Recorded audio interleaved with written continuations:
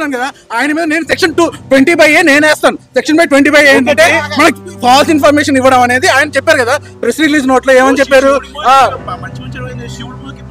శివుడు మూవీకి first half అంతా ఏం చెప్పారు చెప్పండి. ఫస్ట్ హాఫ్ అంతా శివుడి గురించి మీరు ఏం చూపించారు చెప్పండి సినిమాలో. ఫస్ట్ హాఫ్ అంతా చెప్పండి ఒకసారి. సినిమా చూసావు కదా నువ్వు కూడా.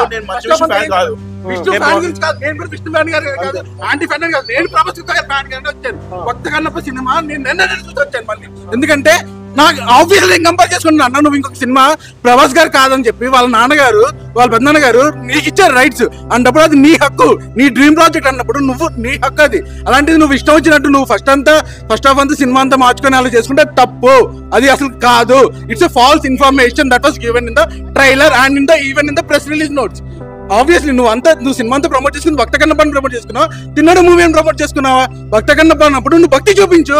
నువ్వు ఫస్ట్ హాఫ్ అంతా నీ హీరోతో చూపించాల్సిన అవసరం ఏంటి? It's a false movie, completely false movie. But only Prabhas గారి కోసమే సినిమాకి వచ్చారు.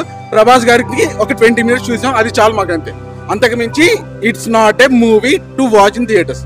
ఓన్లీ ప్రభాస్ గారికి చూడాలా, సెకండ్ హాఫ్ రండి టికెట్స్ తీసుకొని సెకండ్ హాఫ్ చూసి వెళ్ళిపోండి అంతే.